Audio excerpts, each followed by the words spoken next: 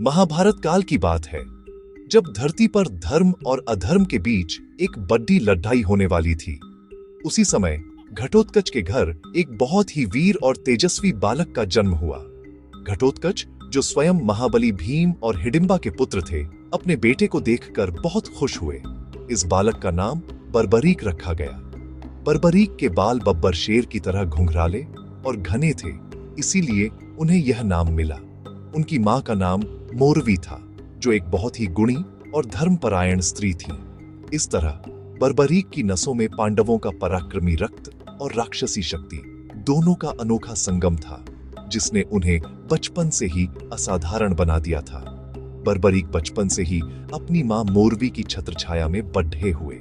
मां ने उन्हें बचपन से ही धर्म, न्याय और हमेशा कमजोर और हारने वाले का साथ देने की शिक्षा दी थी। वह उन्हें वीरों की कहानियां सुनाती और कहती कि सच्चा योद्धा वही है जो अपनी शक्ति का उपयोग दूसरों की भलाई के लिए करता है, न कि अपने अहंकार के लिए। बर्बरीक ने अपनी मां की हर बात को अपने दिल में बसा लिया। उन्होंने अपनी मां को वचन दिया कि वह जीवन भर इसी रास्ते पर चलेंगे और हमेशा हारने वाले पक्ष का सहारा बनेंगे, चाहे वह कोई भी हो। यह वचन ही उनके जीवन का सबसे बड़ा लक्ष्य और पहचान बन गया। बर्बरीक ने युद्ध की कला और शस्त्र विद्या की शिक्षा अपनी मां और श्री कृष्ण से प्राप्त की। उन्होंने कड़ी की तपस्या करके देवी देवताओं को प्रसन्न किया। उनकी भक्ति और तप से प्रसन्न होकर मां भगवती ने उन्हें 3 ऐसे दिव्य बाण प्रदान किए, जो अपने आप में अद्भुत और अमोघ थे। इन 3 बाणों में इतनी शक्ति थी कि वे पूरी सृष्टि का पल भर में संहार कर सकते थे। पहला बाण उन सभी चीजों को चिह्नित करता था जिन्हें नष्ट करना होता था। दूसरा बाण उन सभी चीजों को चिह्नित करता था जिन्हें बचाना होता था। और तीसरा, सबसे शक्तिशाली बाण, पहले बाण द्वारा चिह्नित सभी चीजों को भेद कर वापस तरकश में लौट आता था। इन दिव्य शक्तियों को पाकर भी बर्बरीक के मन में कभी घमंड नहीं आया। वह जानते थे कि शक्ति का सच्चा उपयोग सेवा और रक्षा में है, विनाश में नहीं। वह एक शांत, सरल और दयालु स्वभाव के युवक थे। उनकी प्रसिद्धि दूर दूर तक फैल गई थी। लोग उन्हें उनकी वीरता के साथ साथ उनकी धर्मप्रियता के लिए भी जानते थे। वह हमेशा गरीबों और जरूरतमंदों की मदद करते थे। उनका दिल करुणा से भरा था और उनका एकमात्र संकल्प था धर्म की रक्षा करना और हारे हुए को जीत दिलाना। उनका जीवन इस बात का प्रतीक था कि सच्ची महानता शक्ति में नहीं, बल्कि उसके सही उपयोग में निहित है। बर्बरीक की सबसे बड़ी पहचान उनके वे 3 चमत्कारी बाण थे, जो उन्हें कठोर तपस्या के बाद देवी से वरदान में मिले थे। ये कोई साधारण बाण नहीं थे, इनमें ब्रह्मांड की अद्भुत शक्तियां समाई हुई थी। इन बाणों की विशेषता यह थी कि बर्बरीक को अपने लक्ष्य पर बार बार निशाना साधने की जरूरत नहीं थी। उन्हें बस अपने मन में यह सोचना होता था कि उन्हें किसे नष्ट करना है।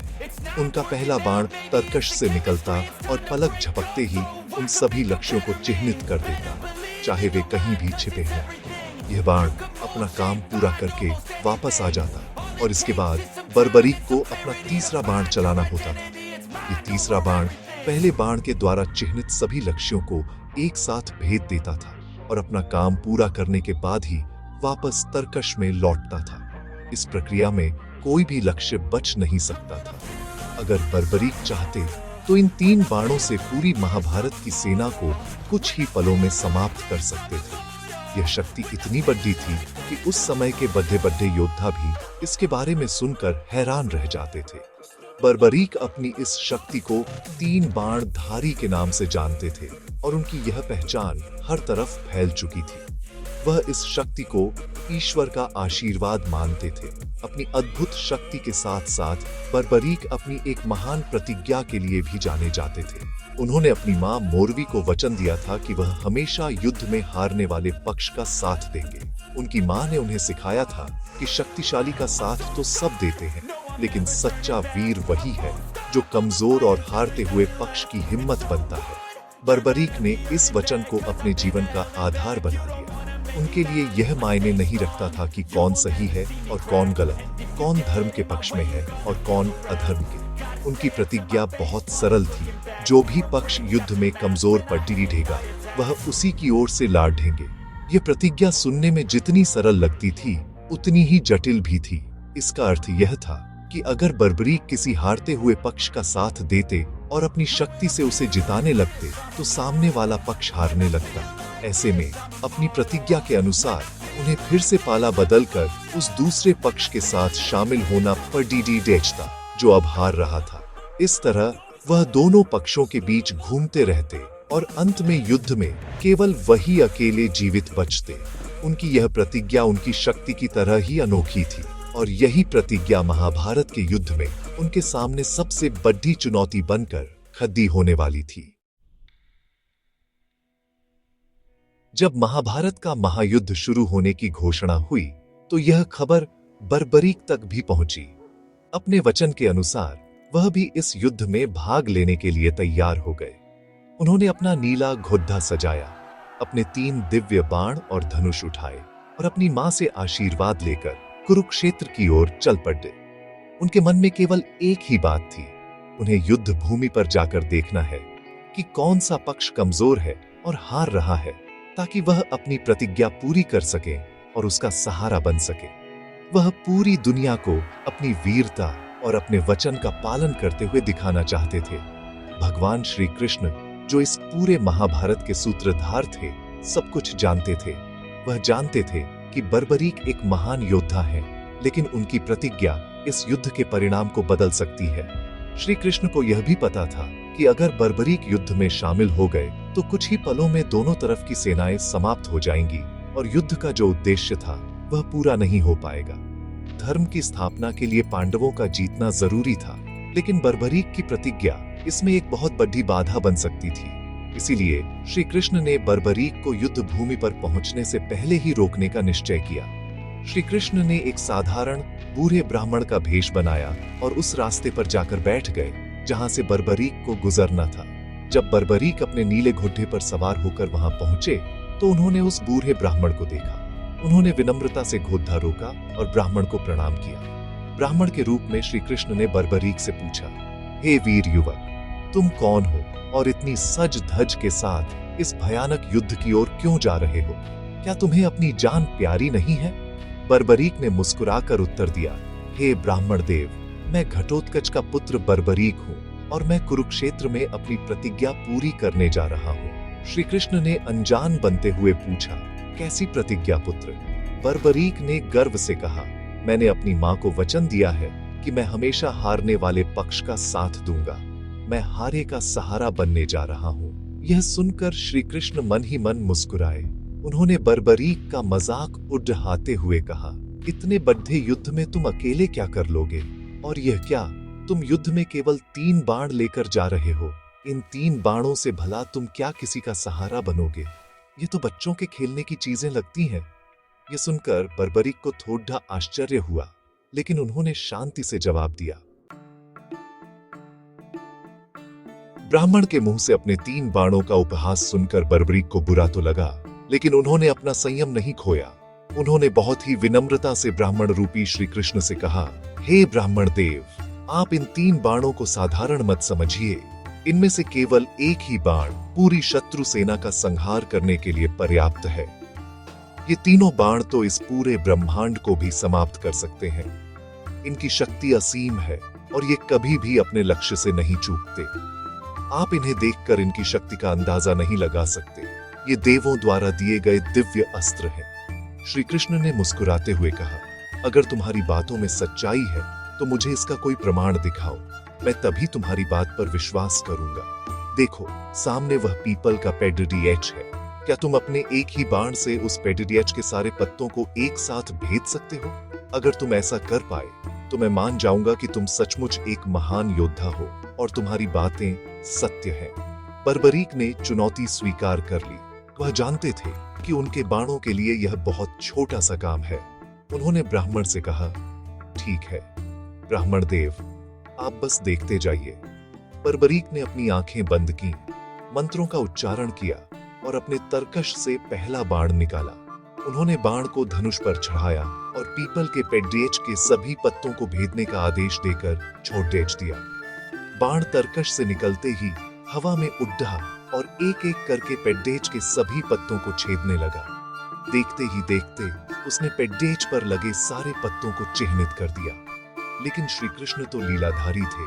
उन्होंने चुपके से एक पत्ता तोड़कर अपने पैर के नीचे छिपा लिया था, यह देखने के लिए कि बर्बरीक का बाण उस पत्ते को कैसे ढूंढता है और भेदता है। जब बाण ने पेड के सारे पत्ते भेद दिए तो वह वापस तरकश में लौटने के बजाय श्री कृष्ण के पैर के चारों ओर चक्कर काटने लगा। बर्बरीक समझ गए कि कोई एक पत्ता छूट गया है। उन्होंने ब्राह्मण से कहा, हे विप्रवर, लगता है आपने कोई पत्ता अपने पैर के नीचे छिपा लिया है।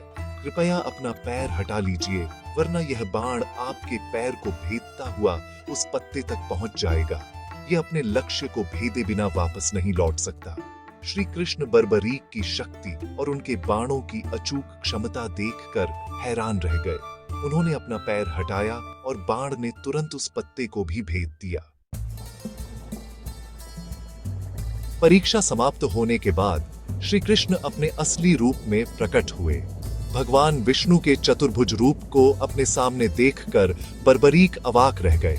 उन्होंने तुरंत भगवान के चरणों में प्रणाम किया और कहा, हे प्रभु, यह आपने कैसी लीला रची। मुझसे इतना बड़ा अपराध हो गया कि मैंने आपकी परीक्षा ली। मुझे क्षमा कर दीजिए भगवान। श्री कृष्ण ने बर्बरीक को उठाया और कहा, हे वीर, तुम्हारी वीरता और शक्ति से मैं बहुत प्रसन्न हूं। तुम वास्तव में दुनिया के सबसे शक्तिशाली योद्धा हो। तुम्हारे जैसा कोई दूसरा नहीं है। इसके बाद श्री कृष्ण ने बर्बरीक को समझाया, पुत्र, मैं जानता हूं कि तुम अपनी प्रतिज्ञा पूरी करने के लिए युद्ध में जा रहे हो, लेकिन तुम्हारी प्रतिज्ञा ही इस युद्ध के लिए सबसे बड़ा संकट है। तुम हारे का सहारा बनने का वचन दे चुके हो। जब तुम देखोगे कि पांडवों की सेना कौरवों से कमजोर है, तो तुम उनका साथ दोगे। तुम्हारी शक्ति से पांडव जीतने लगेंगे और कौरव हारने लगेंगे। तब अपनी प्रतिज्ञा के अनुसार तुम्हें कौरवों का साथ देना पड़ डरेगा। इस तरह तुम दोनों पक्षों को समाप्त कर दोगे और युद्ध का परिणाम शून्य हो जाएगा। धर्म की स्थापना का उद्देश्य अधूरा रह जाएगा। श्री कृष्ण ने आगे कहा, हे बर्बरीक, इस युद्ध को सफल बनाने और धर्म की रक्षा के लिए किसी महान वीर के शीश की बलि की आवश्यकता है, और तुमसे बड़ा वीर इस धरती पर कोई नहीं है। क्या तुम धर्म की रक्षा के लिए मुझे अपने शीश का दान दे सकते हो? यह सुनकर कोई भी साधारण मनुष्य कांप जाता, लेकिन बर्बरीक के चेहरे पर जरा भी भय नहीं था। उन्होंने मुस्कुराते हुए कहा, हे प्रभु, अगर मेरा यह तुच्छ शीश धर्म की स्थापना के काम आ सकता है, तो इससे बड़ा सौभाग्य मेरे लिए और क्या होगा। आपने मुझसे दान मांगा, यह मेरा अहोभाग्य है। इतना कहकर बर्बरीक ने बिना एक पल की भी देरी किए अपनी तलवार से अपना सिर काटा और श्री कृष्ण के चरणों में अर्पित कर दिया। यह बलिदान देखकर देवता भी हैरान रह गए। उन्होंने फूलों की वर्षा की। श्री कृष्ण बर्बरीक के इस सर्वोच्च त्याग से बहुत भावुक हो गए। उन्होंने बर्बरीक के शीश को अपने हाथों में उठाया और उसे अमृत से सींचकर जीवित कर दिया। उन्होंने कहा, हे बर्बरीक, तुम्हारे इस बलिदान से मैं बहुत प्रसन्न हूँ। मैं तुम्हें वरदान देता हूँ कि तुम कलयुग में मेरे ही नाम श्याम से पूजे जाओगे। तुम्हारा यह शीश अमर रहेगा और तुम भक्तों के दुख दूर करोगे। बर्बरीक के इस अद्भुत और निस्वार्थ बलिदान को देखकर श्री कृष्ण का हृदय करुणा से भर गया। उन्होंने बर्बरीक के जीवित शीश को अपने हाथों में लेकर कहा, हे वीर, तुमने जो त्याग किया है वह इतिहास में हमेशा याद रखा जाएगा। तुमने धर्म के लिए अपना सर्वस्व न्यौछावर कर दिया। मैं तुम्हें यह वरदान देता हूं कि जब तक यह सृष्टि रहेगी, लोग तुम्हारी पूजा करेंगे। कलयुग में तुम मेरे श्याम नाम से प्रसिद्ध होगे और घर घर में तुम्हारी भक्ति होगी। जो भी भक्त सच्चे मन से तुम्हें पुकारेगा, तुम उसकी हर मनोकामना पूरी करोगे। बर्बरीक ने शीश के रूप में भी अपनी अंतिम इच्छा प्रकट की। उन्होंने श्री कृष्ण से कहा, हे प्रभु, मैंने अपना जीवन तो धर्म के लिए अर्पित कर दिया, लेकिन मेरी यह महाभारत का युद्ध देखने की बहुत इच्छा है। मैं अपनी आंखों से धर्म और अधर्म के इस महासंग्राम को देखना चाहता हूं। श्री कृष्ण ने उनकी यह इच्छा भी पूरी की। उन्होंने बर्बरीक के शीश को युद्ध भूमि के पास एक ऊंची पहाड़ी पर स्थापित कर दिया, जहां से बर्बरीक पूरे युद्ध का दृश्य देख सकते थे। इस प्रकार बर्बरीक अपने शीश के रूप में महाभारत के युद्ध के एकमात्र साक्षी बने। श्री कृष्ण ने बर्बरीक को एक और महत्वपूर्ण वरदान दिया। उन्होंने कहा, तुमने अपनी प्रतिज्ञा के अनुसार हारे का सहारा बनने का प्रण लिया था। तुम्हारा यह प्रण कलयुग में पूरा होगा। जो भी व्यक्ति जीवन में हारा हुआ महसूस करेगा, जो निराश और दुखी होगा, जब उसे कहीं से कोई उम्मीद नहीं दिखेगी, तब तुम उसका सहारा बनोगे। तुम हारे का सहारा बाबा श्याम हमारा के नाम से जाने जाओगे। तुम्हारी एक झलक मात्र से भक्तों के सारे कष्ट दूर हो जाएंगे। तुम्हारा दरबार सबके लिए खुला रहेगा और तुम अपने भक्तों की झोली खुशियों से भर दोगे।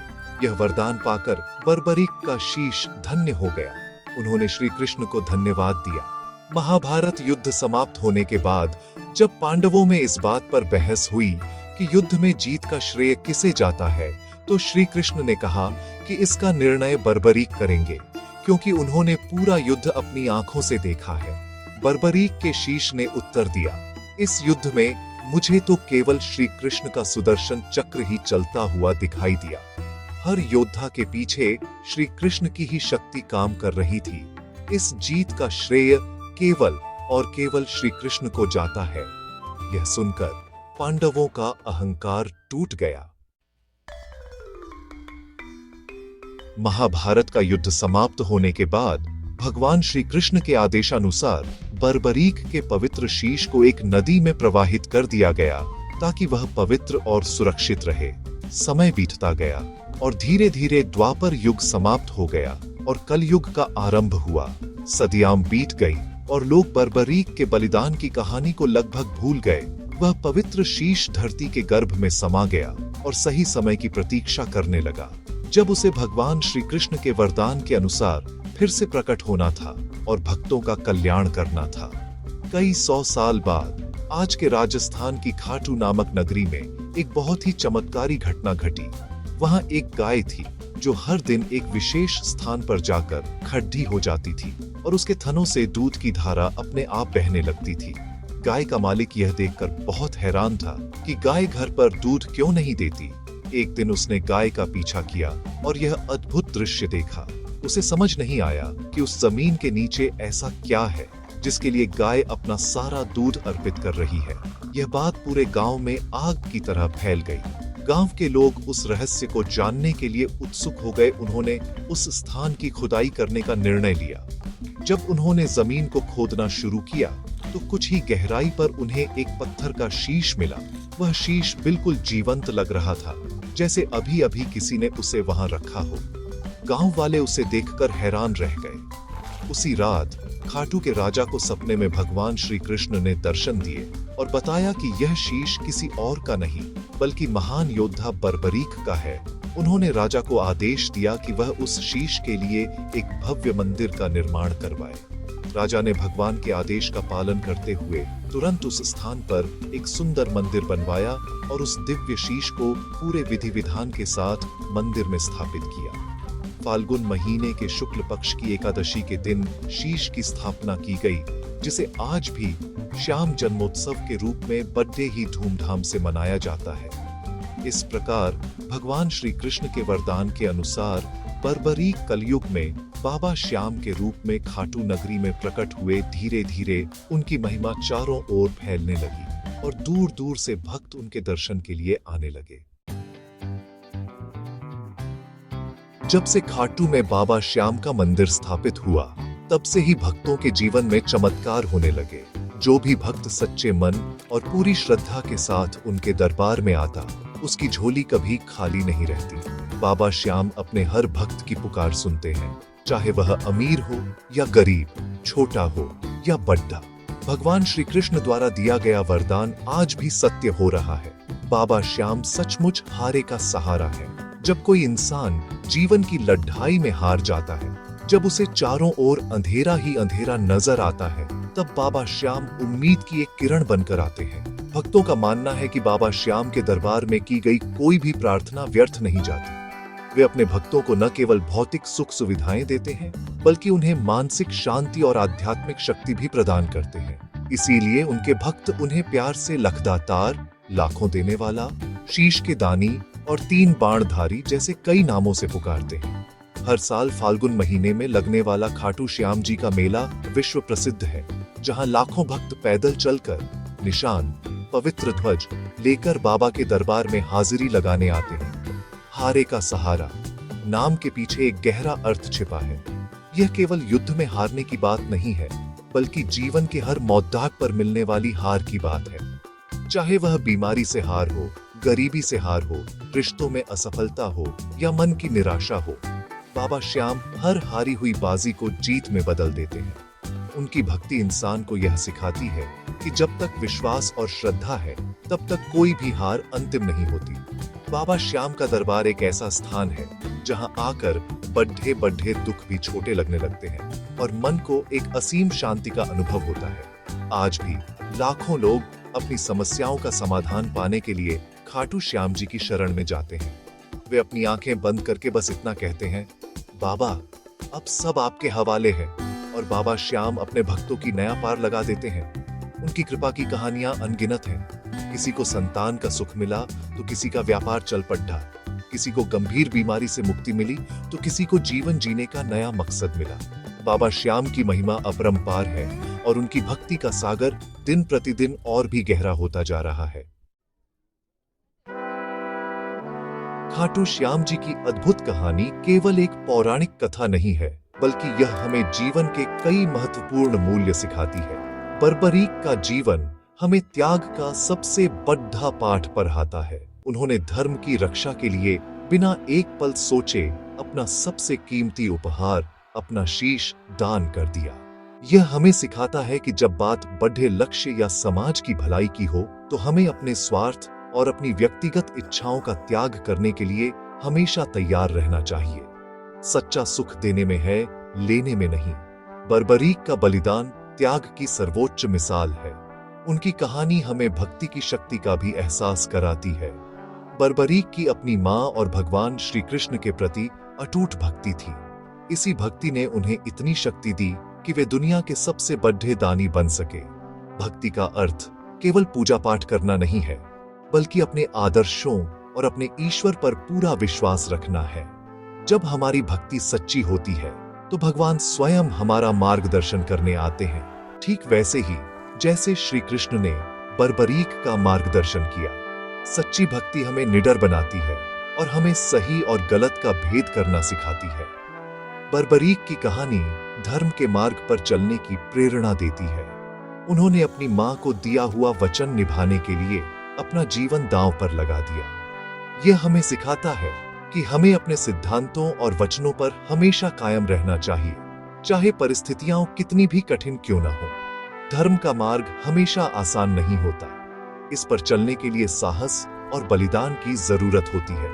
बर्बरीक ने हमें दिखाया कि शक्ति का सच्चा उपयोग दूसरों की रक्षा और सेवा में है, न कि उनके विनाश में। उनकी कहानी हमें एक बेहतर और नैतिक इंसान बनने के लिए प्रेरित करती है। अंत में बाबा श्याम की कहानी हमें उम्मीद और विश्वास का संदेश देती है। वह हारे का सहारा है, जो हमें याद दिलाते हैं कि हमें कभी भी हिम्मत नहीं हारनी चाहिए। जीवन में कितनी भी मुश्किलें क्यों न आए, अगर हमारा विश्वास मजबूत है तो कोई न कोई दिव्य शक्ति हमारी मदद के लिए जरूर आएगी। बर्बरीक से श्याम बाबा तक की यह यात्रा त्याग, भक्ति, वचनबद्धता और निस्वार्थ सेवा की एक अमर गाथा है। यह कहानी पीढ़ियों तक लोगों को प्रेरित करती रहेगी और उन्हें धर्म के मार्ग पर चलने का साहस देती रहेगी। जय श्री श्याम।